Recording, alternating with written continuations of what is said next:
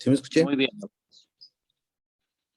Muy bien, doctores. Vamos hoy a ver, hoy nos tocaba ver sobre los padecimientos de las enfermedades del tejido hereditarias del tejido conectivo, que son 5 padecimientos característicos, cada uno de ellos, a veces con distintos grados de severidad, pero tenemos que ser acuciosos para detectar este tipo de síndromes y que están relacionados directamente con las alteraciones del colágeno, de la estatina o de los mucopolisacáridos.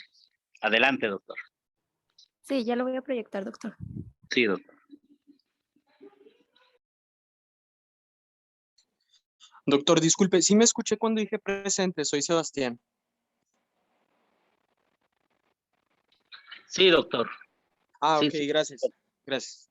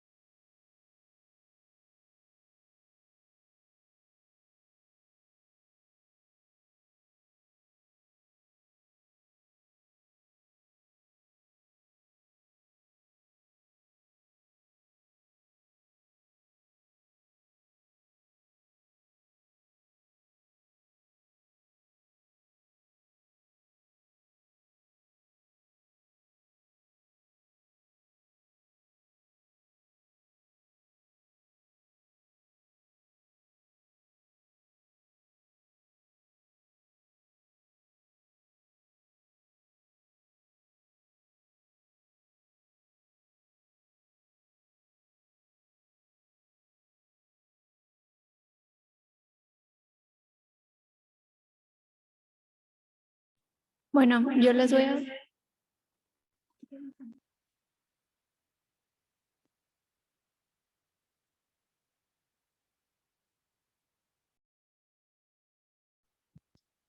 Yo les voy a hablar sobre las enfermedades hereditarias. Y estas, pues, consisten en alteraciones primarias generalizadas determinadas genéticamente de uno de los elementos del tejido conjuntivo, que son como el colágeno, la elastina o los mucopolisacáridos. Y en estos se estudian 5 tipos principales porque representan un gran desafío único para los cirujanos, que es la enfermedad de Ehlers-Danlos, el síndrome de Marfan, la osteogénesis imperfecta, epidermolisis ampollar y acrodermatitis enteropática.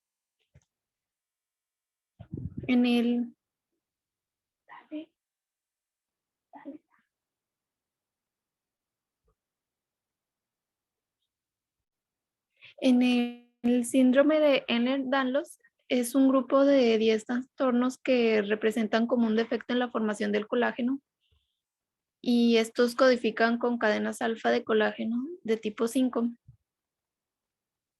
que pues más de la mitad de estos pacientes afectados van a presentar el defecto genético que codifica en esta cadena, lo cual hace que desde el punto de vista cuantitativo o estructural sean defectuosos. Y el que se conoce como clásico tiene signos fenotípicos que incluyen la piel fina y friable, con venas sobresalientes, hematomas de fácil aparición, lentitud de las cicatrices heridas, formación de las cicatrices atróficas y hernias recurrentes y articulaciones hiperextensibles. Por eso se menciona dentro del capítulo de la cicatrización. En las alteraciones gastrointestinales se encuentran las hemorragias, la hernia hiatal, los divertículos intestinales y el prolapso rectal. En las alteraciones de los vasos pequeños son frágiles, se dificultan con la localización de las suturas durante las intervenciones quirúrgicas y los vasos grandes pueden formar aneurismas, varicosidades, fístulas arteriovenosas o de romperse de alguna manera espontánea. Esta enfermedad se debe considerar en todo niño con hernias y coagulopatías recurrentes, en especial cuando se acompañan de anormalidades plaquetarias y concentraciones bajas de factores de coagulación. Y las hernias inguinales de estos niños son similares a las de los adultos, pero es necesario tener un sumo cuidado para evitar desgarrar la piel y la fascia, ya que la fascia transversal es delgada y el anillo interno está muy dilatado. En las heridas dérmicas deben cerrarse en 2 capas aproximadas con las suturas tensionadas y los puntos de sutura deben quedar por el doble del tiempo usual.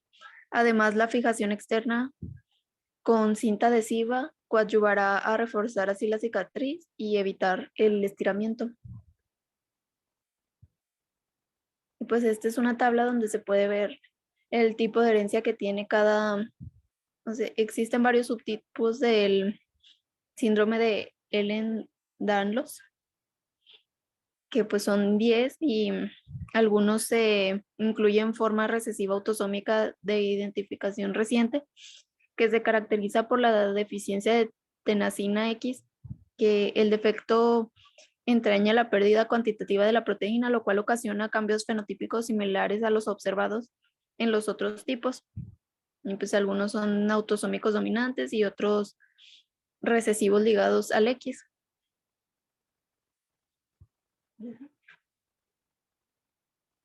En el síndrome de Marfan, estos tienen una estatura. Vamos a capitalizar, doctora. Acuérdense, el síndrome de Ehlers-Danlos pueden presentarse en esta característica, si nos pones la tabla, que generalmente son 10 padecimientos en distintos grados, cada uno puede ser diferente. Lo más característico es la piel laxa y suave. Por ahí nos pasó una imagen, la doctora, cómo la piel puede tirarse en una porción, o cómo en algunos tipos puede haber una hiperlaxitud de las articulaciones, y generalmente lo que vemos nosotros pues son pacientes que incluso muchos de ellos llegan a ciertas actividades en circos o en algunas presentaciones que hacen, por la facilidad que tienen de doblar sus extremidades en una forma pues no común. Y nosotros los vemos con esa cara. Aquí también tienen alteraciones de la coagulación, y los principales datos también son de los niños que podemos ver es las hernias recurrentes, tanto inguinales como umbilicales. Empiezan a veces con una hernia umbilical y posteriormente una hernia inguinal. ¿Qué hay que estar al pendiente con ellos? Pues hay que hacerle todos sus estudios.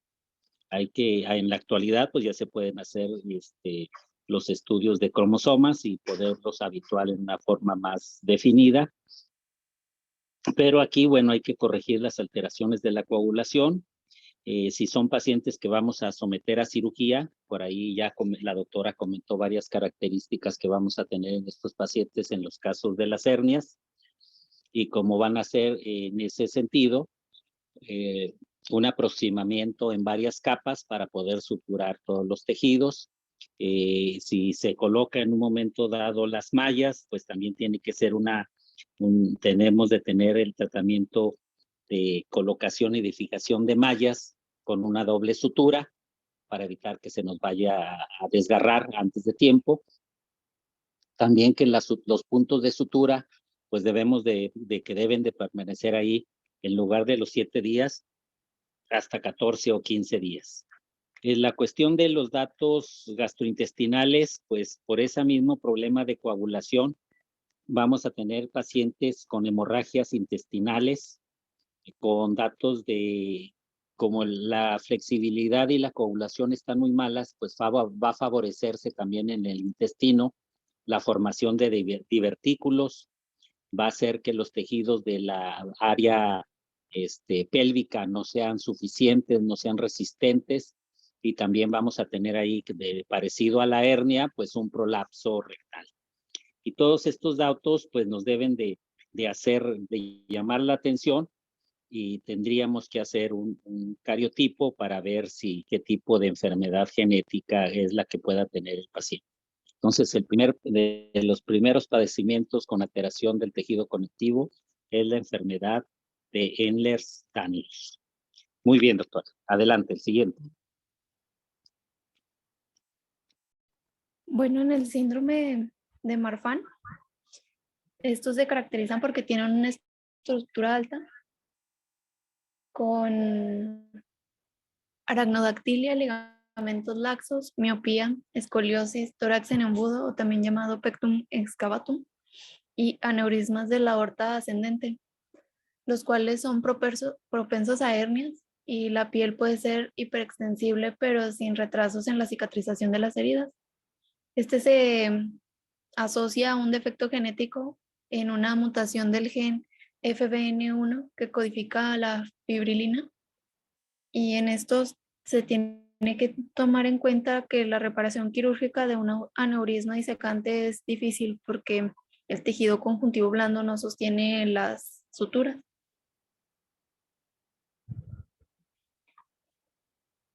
Antes se pensaba que la alteración estructural del sistema de microfibrillas era la que ocasionaba los cambios fenotípicos propios de la enfermedad, pero en investigaciones recientes indican que una participación intrincada de los productos del gen FBN1 que intervienen en el envío de las señales del factor de crecimiento transformador beta, y estas moléculas de la extramatriz extracelular normalmente se unen y regulan a las señales del factor de crecimiento transformador beta, y la función anormal del gen puede ser que aumente las señales de el factor de crecimiento, particularmente en la pared de la aorta.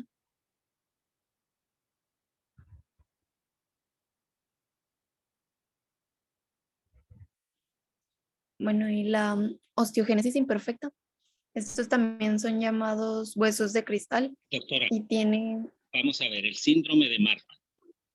En el síndrome de Marfan son pacientes de estatura muy alta.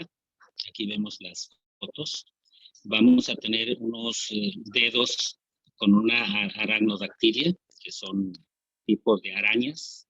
Las características así se le da. Van a tener problemas de miopía. Por eso aquí el uso de lentes en estos pacientes. Y algo muy característico en ellos son los aneurismas de la aorta. Cuando detectamos un paciente con un aneurisma de aorta, pues entonces sí podemos presuponer que es un síndrome de Marfan. Hay que asociarlo con las demás características en las manos, el pectum excavatum en el tórax, un paciente de estructura alta. Y generalmente estas mutaciones de genes sí permiten una cicatrización más o menos normal. Aquí no hay retardo de cicatrización. Y en estos pacientes nada más hay que considerar los medios de sostén para los casos de aneurisma de aorta, en donde lo vamos a tratar con una endoprótesis, que es el tratamiento actual. Ahí ya no tendríamos que utilizar suturas, y podemos hacerlo con una endoprótesis. Entonces, en estos casos, pues también habría que hacer el cariotipo y habría que precisar el problema del síndrome de Marfan. Y a veces comentamos, los datos no son tan floridos como este caso de estas fotografías que tenemos aquí. Y podemos encontrar síndromes de Marfan con problemas nada más de aneurisma de la aorta. Pero estas sí son las características, sobre todo la estatura alta, la escoliosis, la miopía y el tórax en embudo. Entonces, ya son las principales características y diferencias en comparación a la enfermedad de Ehlers-Danlos. Adelante, doctora.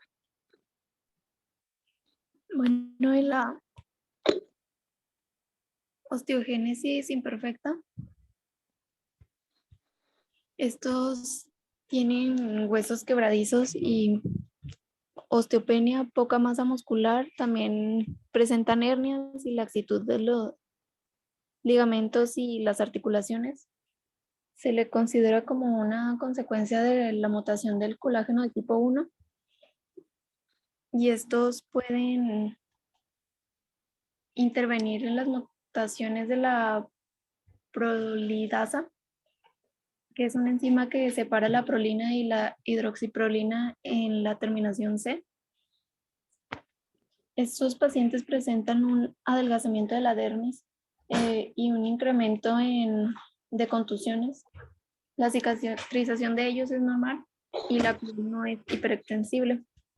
Se presentan 4 casos, bueno, 4 tipos, que cada uno tiene sus características clínicas diferentes. El 1 tiene una fragilidad ósea leve y las escleróticas se pueden percibir como azules y es de herencia dominante. La 2 es de letalidad prenatal. Ellos presentan huesos largos, arrugados, costilla delgada. Las escleróticas también son de un azul, pero más oscuro. Son de herencia dominante también. En la 3 son progresivamente deformantes y estos presentan múltiples fracturas y una pérdida fácil de la ambulación. La herencia puede ser dominante o recesiva. Y el 4 tiene una fragilidad ósea leve o moderada, que las escleróticas se pueden percibir normales o grises y la estructura es ligeramente vaga y tienen una herencia dominante. Bien.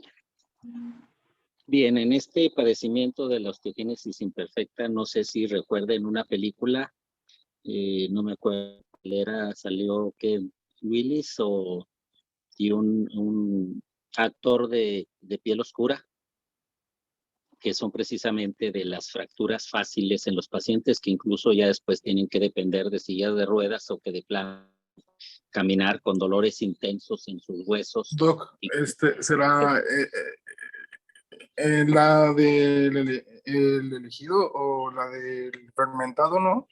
Sí, parece que es la de fragmentado, ¿no? Sí, no, que es muy listo, que Exacto, sí, son es gente de que cómics.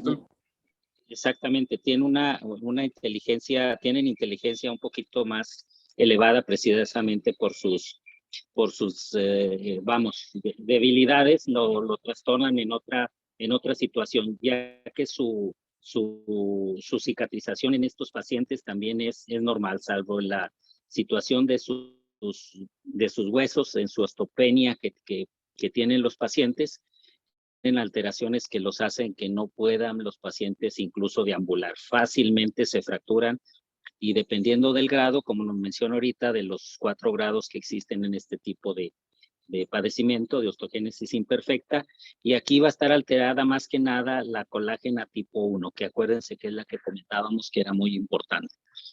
Y en el caso de Ehlers-Danlos, la colágena tipo 5 es la que generalmente está más afectada. Entonces, esas son partes de las diferencias de las enfermedades por de tejido conectivo.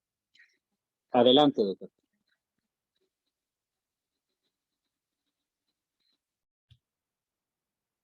Bueno, en la epidermólisis ampollar, esta se clasifica en 4 subtipos, que es el simple, de la unión distrófica y el síndrome de Kindler, que las primeras dependen de su localización en las diversas capas cutáneas y la última se puede asumir a la formación de ampollas múltiples en sus diversas capas de la piel.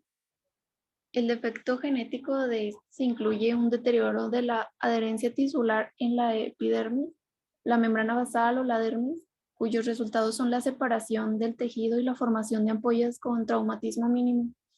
Y las características distintivas son vesiculación y la ulceración. El tipo distrófico se hereda por mecanismos recesivos y se caracteriza por defectos del gen COL7A1 que codifica el colágeno del tipo 7. Es importante para conectar la epidermis con la dermis y en consecuencia desde el punto de vista fenotípico es que origina las vesículas.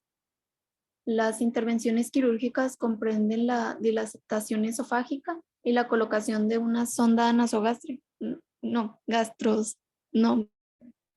sonda de gastrostomía, perdón. Las incisiones dérmicas deben hacerse de un modo meticuloso para evitar traumatismo adicional a la piel, ya que pues, la piel requiere almohadillas no adherentes recubiertas por apósitos voluminosos para evitar la formación así de vesículas. Y el tratamiento de las heridas que no cicatrizan en pacientes van a ser un gran desafío a causa de su estado nutricional y las alteraciones por erosiones bucales y la obstrucción también esofágica.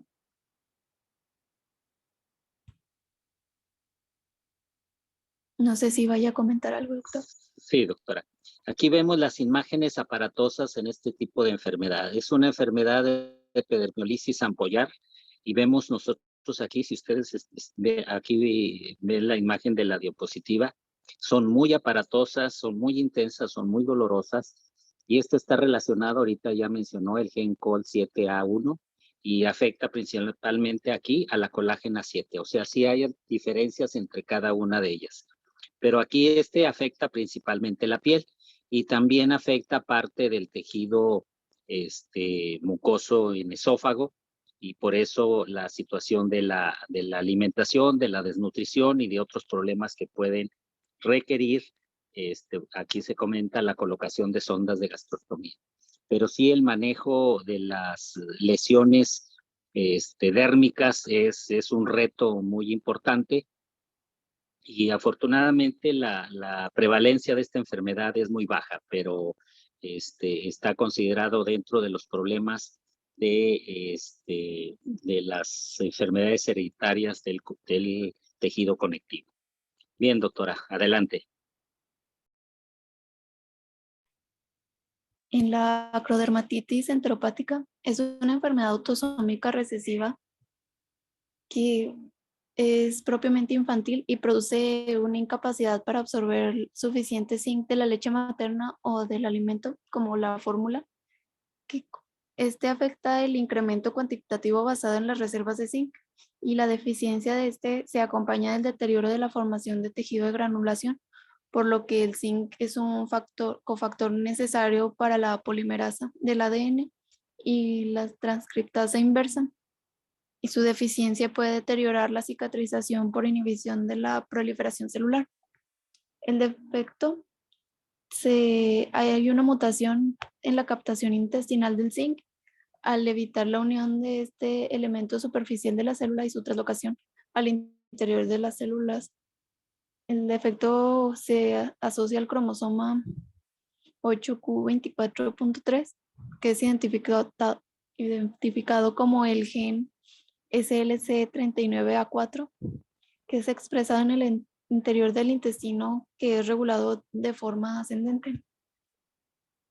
Se caracteriza tanto por el deterioro de la cicatrización de las heridas como por dermatitis eritematosa pustulosa, que incluyen las extremidades y las áreas que rodean los orificios corporales.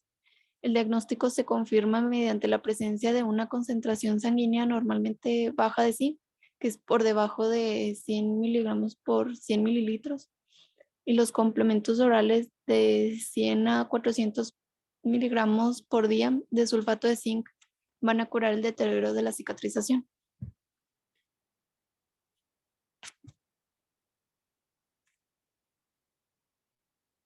Y eso sería todo, doctor.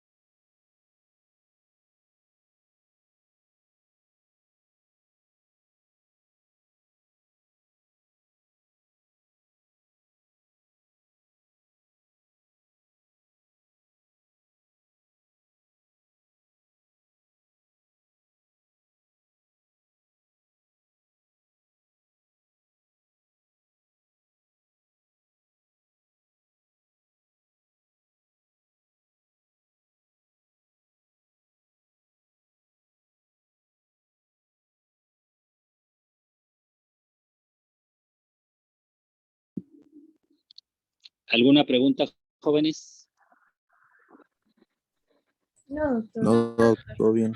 Muy bien, entonces que ya no se nos olvide estas alteraciones de la colágena del tipo 1, 5, tipo 1, tipo 7, alteraciones de la absorción del zinc y los síntomas que presentan cada uno de ellos. ¿De acuerdo? Sí, doctor. Sí, Muy doctor. bien. Entonces seguimos con el siguiente tema el día de mañana. Ok, doctor. Sí, doctor. Mañana, gracias. Gracias.